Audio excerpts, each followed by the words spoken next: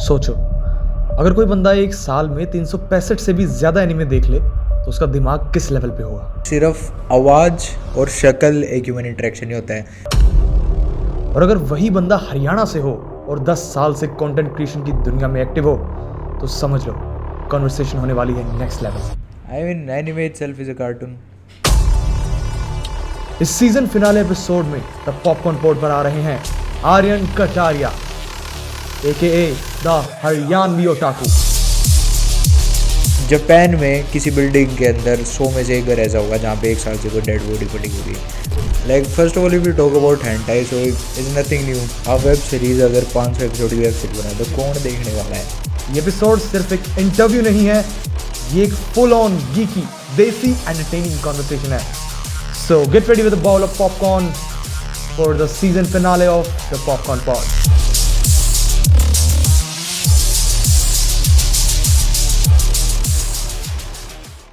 Welcome back to the another episode of our show the popcorn pod.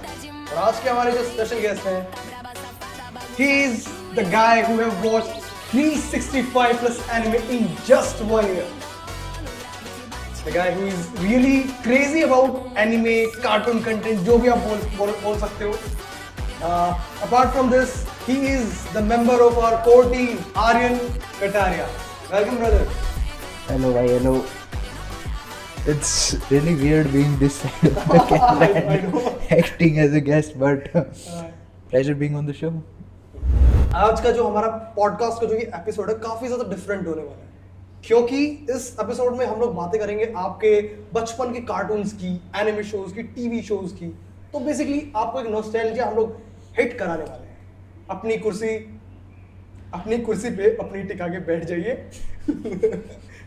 तो बिना किसी देर के शुरू करते हैं हमारे आज के इस एपिसोड को।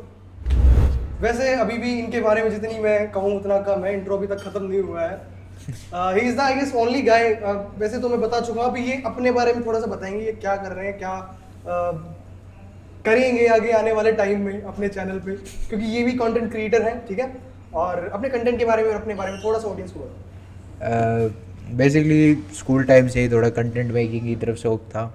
एंड उस टाइम पे फ़ोन होता था Samsung S2 if you guys remember, जिसकी बैटरी भी निकल जाती, सब हो जाता है। And first android phone it use to be, तो बस वहीं से ऐसे कंटेंट शूट करना, रिकॉर्ड करना चालू कर दिया।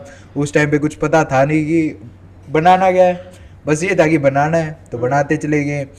टेक, व्लॉग, प्रैंक, कॉमेडी सब करते करते and then finally came school time में एनिमे की चीज़ें याद आने लगी कि यार बचपन में कुछ बढ़िया चीज़ें देखते थे। एंड आई वाज लाइक कि क्या था वो। And I'll tell you the name of the show, but I just had a faint memory of it कि यार वो बहुत सेक्सी चीज़ थी जो बचपन में देखी थी, मतलब that was really fun. And I was like कि वो क्या था, मेरे को याद नहीं आ रहा। And I just researched कि there was this character, उसके मुंह पे इस तरीके से सर्कल थे, what was that character name? And finally I get to know that it was called Naruto. And that became my first official anime. Obviously childhood में देख रखा था ड्रैगन बॉल जी, नारुतो सब, दैट्स हाउ अब के समय भी याद आया कि अरे वो चीज़ बढ़िया थी। But that became my first official anime Naruto, and from there I started watching anime. And उसके बाद आसपास के और मतलब ऐसे रैंडम स्टोरी डाली थी, and they were like you watch anime, I am like I do watch anime. So they were like कि हार्ड डिस्क भर के दे दे, ये दे दे, and then it became recommendation दे दे एंड ये सब दे दे। एंड आई वॉज लाइक कि ऑलरेडी इतना सब टाइम जा रहा है इसके ऊपर, इतना सब देखा जा ही रहा है, लोगों को एनिमे बांटे जा ही रहे हैं, इसके बारे में बातें हो रही हैं, तो why not just record it on camera. So that's how I think almost 2 years back I made my first anime introductory video. And I was like कि अगर I think in that video I just said कि अगर इस पे 5 like भी आ गए बहुत बड़ी चीज है, वो नेचुरली आ रहे हैं। अगर आपके किसी नोन के नहीं आ रहे, वो अननोन आ रहे हैं, वो बहुत बड़ी बात है। And somehow that first video itself got 900 views and from first video got 100 subscriber. तो उस टाइम पे लगा कि हाँ ये कुछ तो सेक्सी चीज़ है, मज़ा आ रहा है। And then it just became a thing of making anime related video. Although from past almost 1.5 years that have died out pretty बहुत ज़्यादा, and उसका भी reason I'll tell you furthermore when we talk about anime itself. Although he has told about all the journey of his channel, and somehow I was also unofficially was a part of his content, his viewer I was, his subscriber I was. I remember जब इसने पहली video डाली थी अपनी anime की, मुझे अभी भी याद है जब चैनल स्टार्ट करा था, और एनिमे से पहले it's not only about anime, I would say it's about कि ये बंदा हर उस कैटेगरी पे काम कर चुका है। कितने साल हो गए आर्यन भाई आपको कंटेंट क्रिएट करते हुए? मतलब एक एस्टिमेट अगर। जब एंड्रॉयड फ़ोन मार्केट में आए थे तब से almost being like 10 year I guess. घर में मतलब पहला फ़ोन एंड्रॉयड था भी नहीं, पहला था 10 ईयर। ओ भाई, मुझे अभी भी याद है वैसे, since we are friends as well, like हमारी ऐसी बातें चल रही थी तो आर्यन ने मेरे को एक फुटेज दिखाई थी, ये वाली फुटेज थी वो, दिख जाएगी वो ऑडियंस को।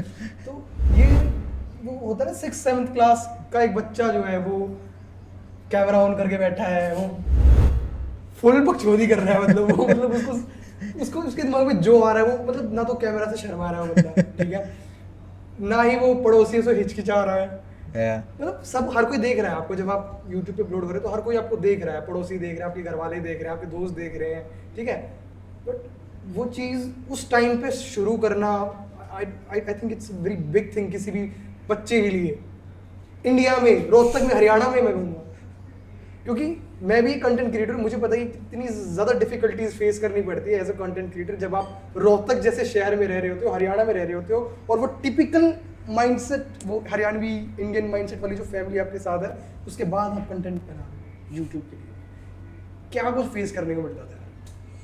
I mean, in starting everybody was happy कि अरे it's something fun, but then when it became too regular कि daily videos बन रहे, daily वो बन रहे, so everybody was like कि what's the output of it, कि मतलब पॉइंट क्या है इन सब चीज़ों का। दे वर लाइक कि वी तो सबको ये लगा था कि हॉबी है, एक दो वीडियो बना दी, that's it, but then I started keep making it regularly, then it became a thing कि भाई there is no output to it, तो इसको रोक देना चाहिए।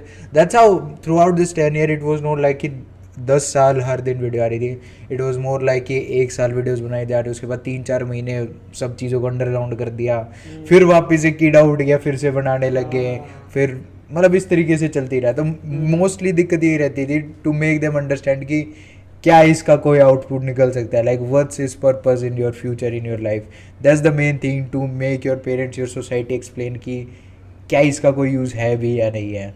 मतलब ये चीज़ मैं काफ़ी ज़्यादा रिलेट कर सकता हूँ, और मुझे लगता है हर कोई बंदा, हर कोई इंडियन, हर कोई कंटेंट क्रिएटर मैं कहूँगा, हर कोई कंटेंट क्रिएटर इस चीज़ को फेस करता होगा कि भाई उसको फैमिली को कैसे फेस करेगा वो, मतलब क्या ही। Although now it have evolved too much. Now parents themselves are forcing their kid to make videos and get famous.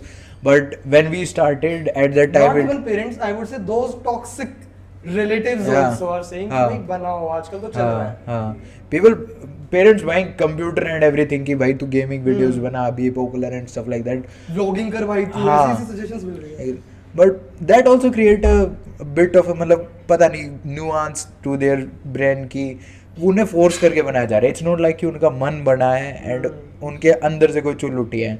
It's like कि कर तू, तुझे करना है, एंड इन दी एंड वो पढ़ाई की तरह हो गया कि तेरे को पढ़ना जरूरी है, कभी वो नहीं बताया गया क्यों पढ़ना है। So it will also have started to become like कि कंटेंट क्रिएशन तो कॉमन है तो कर, बट ये नहीं बताया जा रही क्यों करनी चाहिए और क्या करना चाहिए। वी नीड लॉजिक, हमारा जो दिमाग होता है उससे लॉजिक्स में सोचना, लॉजिक्स में काम करना बहुत ज्यादा पसंद होता है। तो चाहे हम कुछ भी कर रहे हैं, कोई हमें फोर्स करके कर रहा है, हमारी परसेप्शंस क्रिएट करके कर रहा है, बट स्टिल हमें ये होता है कि इसके पीछे का लॉजिक क्या है, जानना होता है। एब्सोल्युटली। अच्छा यार, एनीमे की जब बात आती है नारायण, तो अपने यहाँ पे नॉर्मली यही माइंडसेट है लोगों का, इंडिया में मैं कहूँगा कि एनीमे की जब कोई बात करता है तो एक चीज सुनने को मिलती है, क्या ये कार्टून देखते रहते हो फालतू के, मतलब चाहे वो कोई बड़ा है या फिर हमारी एज ग्रुप जो फ्रेंड्स ने कभी एनीमे नहीं देखा ना, वो यही बोलते हैं यार क्या ये एनीमे बच्चों वाली चीजें कार्टून देख रहा है तू। तो उस पर कोई टिप्पणी अगर करना चाहो। I mean, anime itself is a cartoon. I mean, if you go to, now being from a legal basic difference अगर आप ऑडियंस को बताओ, like I know that what is the basic difference, अगर ऑडियंस को आप अपने perspective से बताना चाहो कि स्पेसिफिकली उसको कैसे डिफाइन करोगे, एनीमे में और कार्टून में क्या अंतर है basic? Basically, the major difference is anime is something which are just from Japanese culture. Okay. और कार्टून क्या है, कार्टून हर जगह बनते हैं यार, कार्टून हमारे बचपन में भी हुआ करते थे, comic book that's also is cartoon, और आपके अमेरिकन शोज है वो भी कार्टून होते हैं, but the anime itself, the word itself came from the Japanese culture, and the main purpose behind this whole anime thing for Japan was first of all, now anime cartoon क्यों नहीं आया, क्योंकि anime 3 चीज़ें उनके लिए लेके आ रहा है। सबसे पहले is economy, second is their culture, third is their heritage.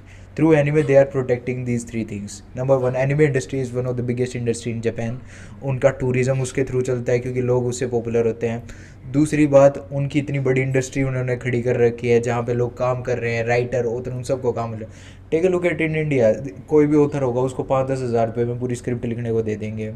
एक प्रॉपर राइटर एक मूवी का भी उसको 45,000 रुपये पर एपिसोड मिलते हैं सिर्फ और सिर्फ. और एक्टर्स को कितना मिलता है? Actors would like get charged what 45 lakhs or something. I remember seeing a clip जहाँ पे there was a show running on and उसका जो ऑथर था वो पॉडकास्ट पे आ रखा था and he was like कि मेरे को 45,000 दिए गए थे और उसका जो शो का होस्ट था उसको पर एपिसोड 45 लाख दिए गए थे और वही जोक जिसने लिखे उसको सिर्फ 45,000. So basically creating an economy is what anime does.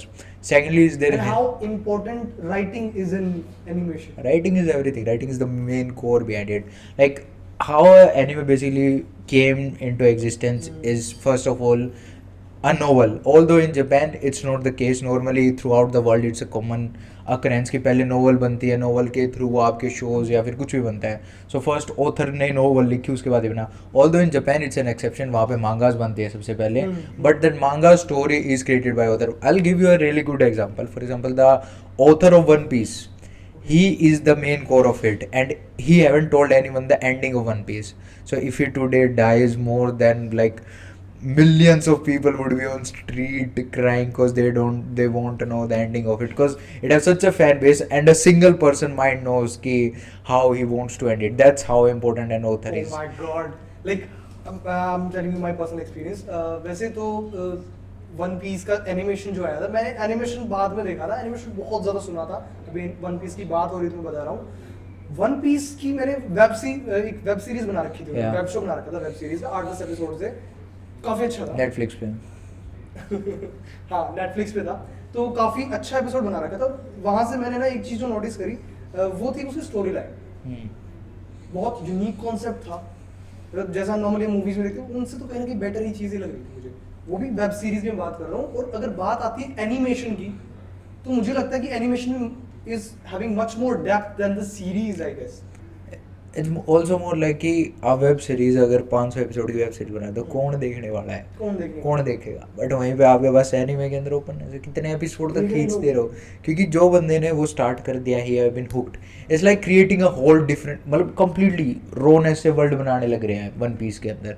And each episode is ending layer depth to the world. And now it have became like कि एक दुनिया बन चुकी है, उस दुनिया की हिस्ट्री बन चुकी है, अब उसका फ्यूचर बनने लग रहा है. And those who have watched One Piece they are like कि उनके लिए तो वो एक कंप्लीट वर्ल्ड हो गया. उनको हिस्ट्री पता है कि भाई ये तो उनके कोर्ट से. So and everything is created bye a single author. उसके माइंड से निकला. दैट्स द मेन जो हमारा क्वेश्चन था कि ऑथर की इंपॉर्टेंस क्या है. Everything is because of author. So yeah that's how. अच्छा, रियलिज्म की अगर हम बात करें एनिमे के वर्ल्ड में, हाँ, तो वो कहाँ तक सही है गलत है? मतलब मोस्टली हम लोग एनिमे जो स्टोरीज देखते हैं उनका रियलिटी से कोई वास्ता नहीं होता है. it's बहुत कॉमन सी चीज़ है. if we compare Marvel to the real life it wouldn't make sense, but if we compare a movie like I forgot the name, The Pursuit of Happiness, it's related to reality. That's similarly there are animes. For example, there's an anime called, I'm forgetting the name, काफ़ी पहले देखा था, Road to NH something it's called. So basically it's about a real life situation जहाँ पे Japan में people have started to become a shut-in, वो घर से बाहर नहीं निकलते हैं. तो it's about anime. वहाँ पे गवर्नमेंट ने एक ऑफिसर बना रखा है. उनका काम है लोगों को थेरेपी देना ताकि वो अपने घर से बाहर निकल के नॉर्मल जीवन अपना व्यतीत करें. And it's about that. And now if you look in Indian culture also people have started to change. बहुत सारे ऐसे बच्चे जो बाहर ही नहीं निकलते हैं. And if you just I'm the most traveling person nowadays. If you guys look at my, I would say he's an introvert. That's a different fact. Introvert. But if you look at my Google map, I'm almost daily traveling 100+ kilometers. So I'm telling you कि जब school में थे, शायद उस school time में तो शायद ये होता हो भाई घर पे बैठे हैं बस बड़े कुछ कंटेंट क्रिएट कर रहे हैं. मतलब it's more like I preferred कि भाई अकेले मजा आता है. हाँ, ये चीज़ मेरे साथ भी है. Like I used to be an introvert. I don't know I'm an introvert, ambivert or an extrovert. I don't really know. Like there was a time जब मैं भी मेरे साथ सेम चीज़ होती थी. मैं घर में पढ़ा हूँ कुछ ना कुछ. like ऐसा नहीं है कि मैं कुछ कर नहीं रहा. वो फोन में लगे हुए हैं, कुछ कंटेंट क्रिएट कर रहे हैं. मैं भी जैसे काफ़ी साल से कंटेंट क्रिएशन कर रहा हूँ. तो वो कहीं ना कहीं एक इंट्रोवर्ट के लिए ना एक हैप्पीनेस वाला जोन हो जाता है मेरे साथ. हाँ, इंट्रोवर्ट के लिए वो, और वो जापानीज कल्चर में तो बहुत ज्यादा इवॉल्व हो गई वो चीज। Yeah. अब जापान के एनीमे देख देख करके यहाँ भी वो कल्चर रिपीट हो And also like that anime was specifically made to help people who are going through these things. But Exactly. it's just कि वो popular नहीं है, लोगों को पता नहीं है. It used to be popular when I started watching anime, but now anime have layered up. मतलब वो कहते हैं ना कि ट्रेंड के साथ सबने लोगों ने उसको थोड़ा ज़्यादा ही पॉपुलर कर दिया है. Now, I mean, if you ask me personally, would I ever wear anime t-shirt? I would say no. You will never see me wearing any anime t-shirt, costume or anything in public just cause it have become so popular. Now every second person who don't even watch anime, who don't even understand is wearing it. Like, they'll troll you. Exactly. And especially when you're in India, then you can imagine what would happen with you. and it just भाई ये क्या पहन के निकल गया भाई, ज़्यादा ना समझ लेंगे भाई आप लोगों को। it's just like KTM. KTM is a nice bike. It's one of the best segment bike. It just cause अब जिस बंदे के पास वो चली गई, अब उसकी वो reputation बढ़ गई. And same thing with anime merchandise now. But so that's why I wouldn't ever wear an anime. He asked me on the show to wear an anime. I'm like, I don't have any. Why would I be having an anime T-shirt? I like anime. That's a different thing. But why should? Okay. Now we were coming back to the topic how anime have importance in a country. So I told you about the economy. Now moving forward to the two more part, the history and the heritage. Now anime is something through which Japan is trying to save its history. Now if you don't know, Japan's history is one of the most brutal and most darkest history ever. You first of all, those people who don't know, Japan don't have any army. They signed an agreement with USA after their war, and after which they signed that USA अपनी army provide कर देगी Japan को, and Japan की खुद की कोई army नहीं है. Japan is a non-combat nation. I didn't But- know that fact as well. But before that, Japan was the most gruesome. मतलब उनका क्या सीन होता था कि बच्चे लड़कियां सबको मारना है, किसी कंट्री के अंदर इन्वेड कर रहे हैं. It used to be like, if you guys read Japan history, you would know. And now they are just trying to like show उनका beautiful part of their country through this anime, and still trying to save their heritage. कि जो उनका Japanese culture होता था, जो उनके festivals होते थे, वो सब चीज़ें एनिमे के थ्रू बचाने के लिए. हाँ, एनिमे में ये चीज़ मैंने बहुत ज़्यादा देखी कि वो लोग अपने कल्चर को लेके, अपने लैंग्वेज को लेके, और लाइक वो उनके जो एथिक्स होते हैं, मैं उनकी बात करूँगा, उन सब को लेकर ना बहुत ही ज़्यादा मतलब कॉन्शियस रहते हैं वो लोग. हाँ. हम लोग ना बचपन में देखते थे शिनचैन में, कि शिनचैन में, डोरेमोन में देखते थे कि वो वीकेंड में क्या करते थे वो लोग, झाड़ू लेके लिटरली गलियों में, और अपने अपने ऐसा नहीं सिर्फ अपने घर से कचरा निकाल के, जैसे हमारे इंडिया में क्या होता है, अपने घर से कचरा निकाल के गली में फेंक दिया. हाँ. ठीक है, वो लोग क्या करते थे कि संडे को वीकेंड में जब भी उनका टाइम लगता था, तो वो एक दिन ऐसा रखते थे कि वो पूरी गली की सफाई करे, पूरे सभी रोड्स की सफाई करे खुद से. तो ये एक बहुत ही जबरदस्त चीज है जो हम जापान से सीख सकते हैं. जैसे उनका कल्चर कहें, उनकी मॉरल वैल्यूज कहें. कब झाड़ू मारी थी लास्ट टाइम? मैं तो डेली करता हूँ. सड़क पे? नहीं, सड़क पे नहीं. यही तो दिक्कत है ना. एनिमेज की डार्क रियलिटी के बारे में बात करें, लाइक एनिमे में कभी कभार, पहले तो हम ना ऑडियंस को क्लियर कर देते हैं कि बहुत सारी ऑडियंस में ऐसे लोग होंगे जिन्होंने शायद हैंटाई नहीं देखी होंगी, आई मीन एनिमे का भी नहीं पता होगा, या फिर इन टर्म्स के बारे में उन्हें नहीं पता होगा. तो इन टर्म्स को एक बार अगर आप क्लैरिफाई करो तो. Like first of all, if we talk about hentai, so it's nothing new. हर सोसाइटी, हर एक आर्टिस्टिक वर्ल्ड का एक सेगमेंट होता है that's 18+ content. In India we also have 18+ content. In every part of countries we also have 18+ content, and in Japan that 18+ content is basically hentai. And nowadays it's getting more popular क्योंकि Japanese government themselves are trying to push it. क्योंकि if you don't know, Japanese population is declining so fast कि वहाँ पे more than 30% बूढ़े लोग हैं जो 70+ के हैं. तो यूथ होना एक कंट्री के लिए बहुत ज़रूरी होता है, और वहाँ पे बच्चे पैदा हो नहीं रहे. तो they are just trying to incline and change this through hentai. That's why is getting so popular. But in India we don't need this things. That's why तो चाइना को पीछे छोड़ दिया we already have more than enough. So that's why we don't need hentai in India as such. मुझे ये नहीं पता था कि जापान का जो कल्चर है वही hentai को प्रमोट कर रहा है. They need it, that's why. Now the thing is with Japan ki, as you said, ki they are so good. They are so good they have become a robot, and they have forgotten that ये भी करना होता pleasure है. is also part of their life, and that's why there's, and it just not that, but they have just become secluded. भाई वहाँ पे क्या होता है, बहुत सारे ऐसे अपार्टमेंट होते हैं, वहाँ पे बूढ़े लोग जी रहे हैं, उनके 2 साल हो गए मरे हुए, बट उनके घर में ना कोई आता है ना कोई जाता है, तो वो उनकी डेड बॉडी सट रही है वहाँ पे, और जो बहुत गंदी बदबू हो जाती है ना, जब जाके पता चलता है कि अरे ये तो गुजर गया है, तब उसकी बॉडी वो वहाँ से डिस्पोज ऑफ किया जाता है। And it's pretty common. Japan में किसी बिल्डिंग के अंदर 100 में से एक घर ऐसा होगा जहाँ पे 1 साल से कोई डेड बॉडी पड़ी होगी, किसी को पता ही नहीं, क्योंकि कोई आता जाता नहीं है वहाँ पे। And it's became a common thing there, क्योंकि लोग इतने ज़्यादा अपने अंदर रह चुके हैं और इतने ज़्यादा सोसाइटी से डिस्कनेक्ट हो चुके हैं कि वो एक ऐसे पॉइंट पे पहुँच चुके हैं कि उनको पता ही नहीं उनका पड़ोसी क्या कर रहा है।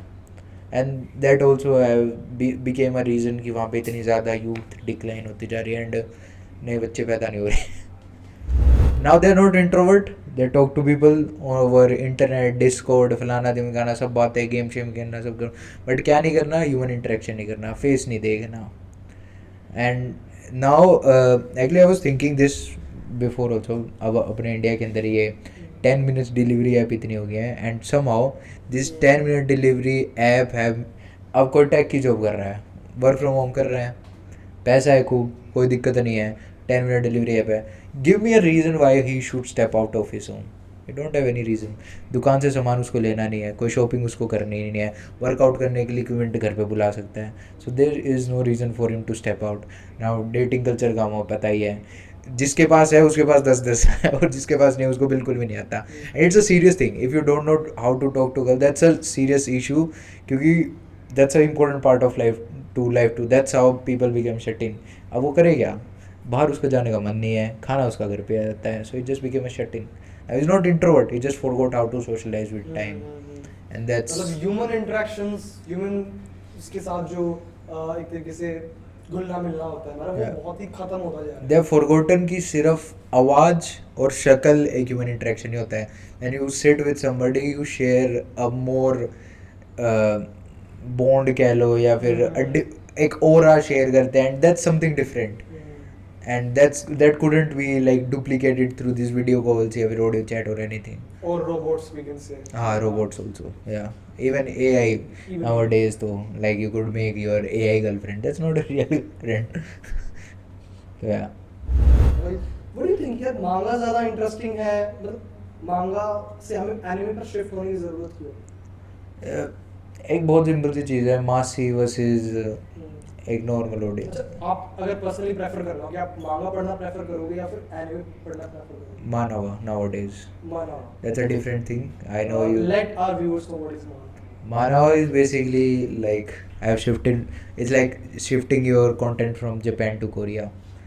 The Korean animation style is not animation. Sorry, the Korean art style is called manhwa. And the main thing about manhwa is first of all वो colored होते हैं panels. Secondly is their story is more regarding action based. So if you are someone who like action related content, then manhwa is your thing. And not just me, most of the people have shifted. They started with anime, then they went to manga, and now they have came to this manhwa. And now manhwa started to become animes. Like anime adaptation होने लगे manhwas की. Now there are two things, manhwas and manhwas. Manhwa is basically the Chinese. ये नहीं पता मुझे, manhwa के बारे में manhwa पता है। HUA, that's manhwa, that's basically Chinese, and manhwa. Basically Chinese वाले भी production. Yeah, Chinese are killing with the anime thing now. If you look at this year's best animation, it's from Chinese people. Although उनकी भाषा, they're beating Japan as well. yeah, they are about to beat them.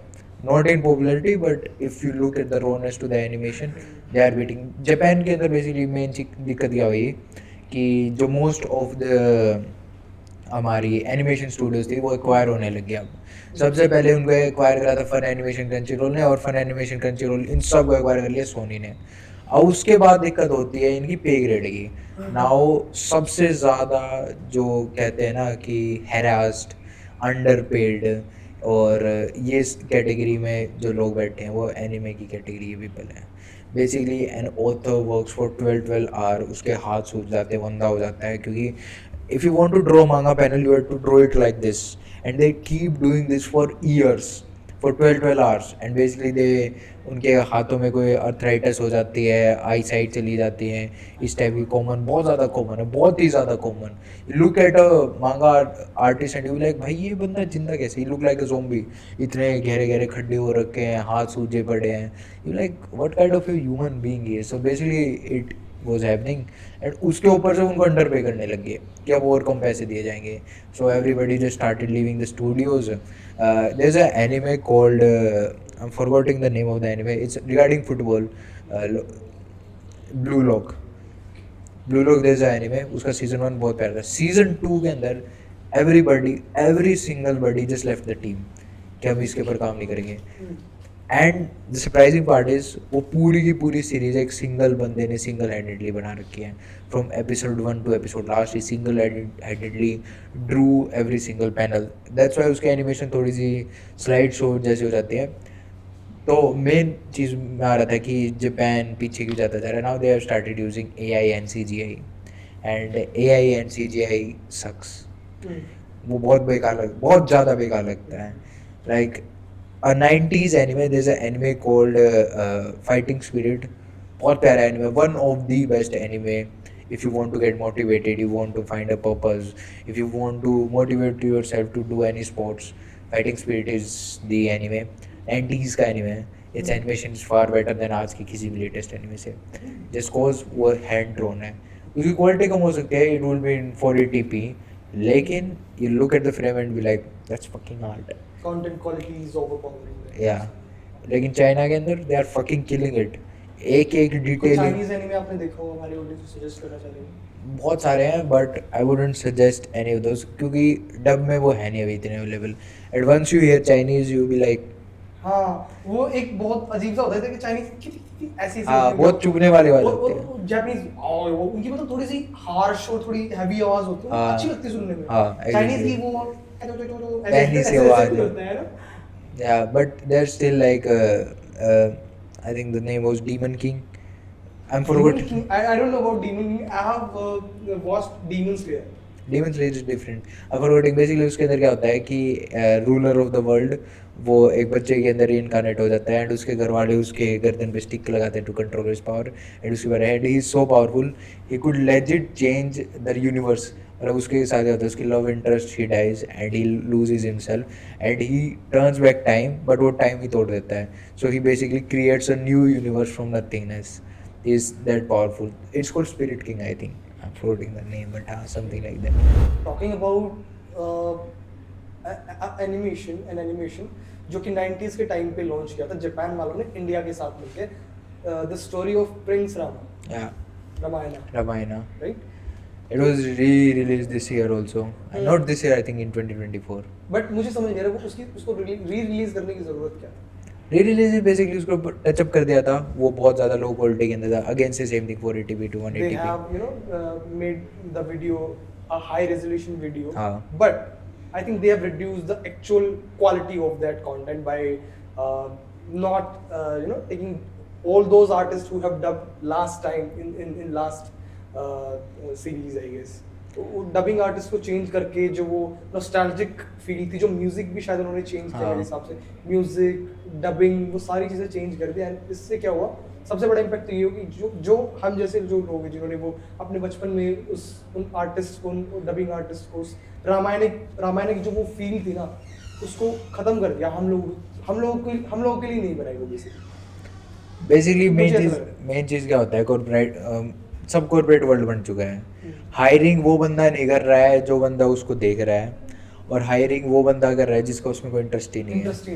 एक HR का बंदा higher करने वाला है वो इस आर्टिस्ट को, उस HR को ये भी नहीं पता होगा एनीमे होता है क्या है. जो बेसिकली कॉर्पोरेट वर्ल्ड का भाई यही सीन है. अब सब कुछ कॉर्पोरेट हो चुका है. मोस्ट ऑफ दी जो एनिमेशन हाउसेज थे उन सबको एक मेजर कंपनी खरीद लेती है, और उसके बाद खरीदने के बाद क्या होती है, उसके बाद होती है कॉर्पोरेट गिरी.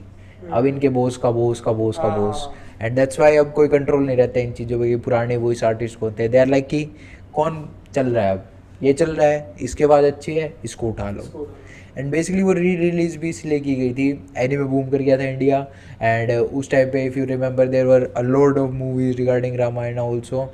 सो जापानीज लोगों की कंपनी ने भी देखा कि अरे यहाँ पे तो ये चीज़ चल रही है, हमारे पास तो पड़ा है माल, तो रीलॉन्च कर देते हैं. So they basically did that only, और they didn't work out that good as compare to an original movie, but they did decent, I It guess. could work out if they have the original dubbing artist. Could have worked out if they just had made a new movie rather than using the old. That sounds better. हाँ. That sounds better. क्योंकि And मैंने एक चीज notice करी, उसके बाद India में जितनी भी एनिमेशंस बनी है ना, उससे बढ़िया नहीं बनी है. वो इंडिया के अंदर नहीं बनी थी. That Japanese animation. मुझे ऐसा लगा था कि इंडिया वालों ने उनके साथ टाई अप किया था. नहीं, that was Japanese animation altogether. It was made by the Japanese people and Okay, everything. okay. बस वो इंडियन माइथोलॉजी के ऊपर बेस्ड थी और एक Indian company. That's a different thing, but core it was purely Japanese. Japan का हाँ, वो एनिमेशन से पता लग रहा है. हाँ. लेकिन वो एनिमेशन इट वाज बेसिकली आधे आंखों के आदमी ने ही बना रखी है, वो सीधी आंखों के आदमी ने नहीं बना रखी. Racism to the peak. True.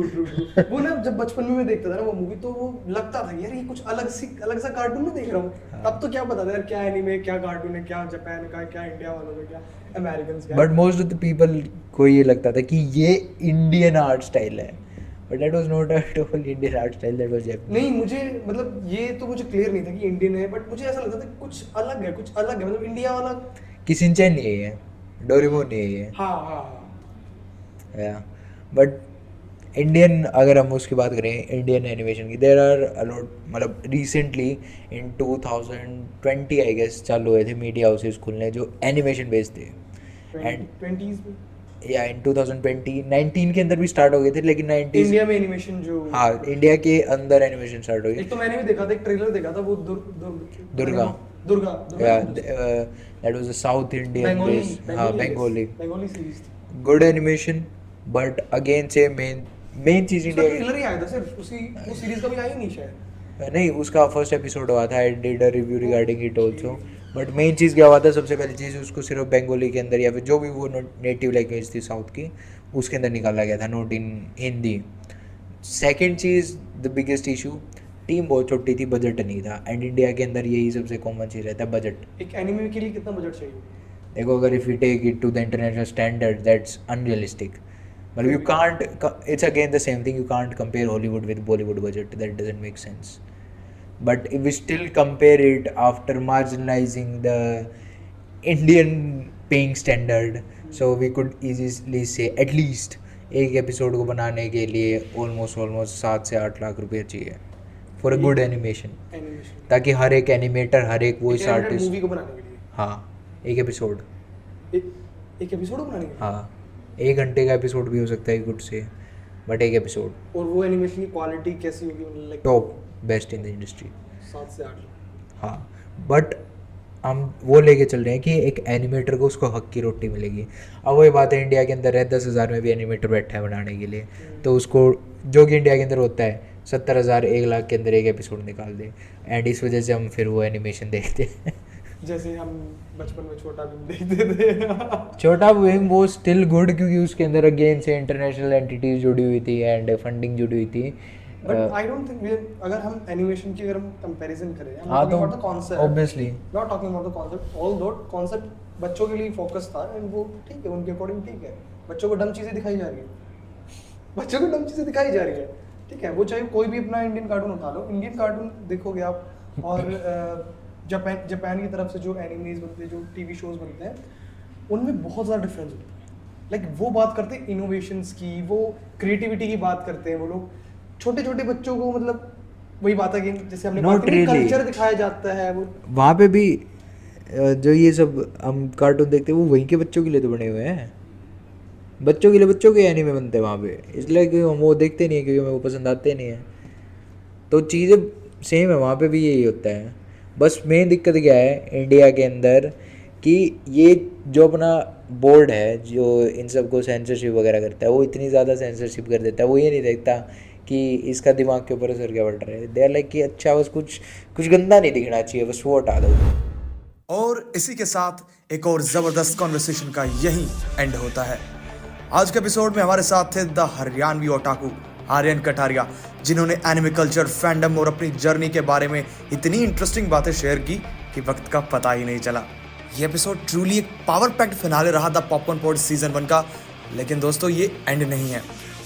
This is just an interval, क्योंकि द पॉपकॉर्न पॉड वापस आ रहा है सीजन 2 के साथ, और इस बार कॉन्वर्सेशंस और भी बिगर, डीपर और एंटरटेनिंग होने वाली हैं। तब तक के लिए मैं हूं वंश और आप देख रहे हैं the popcorn Pod, the People's podcast.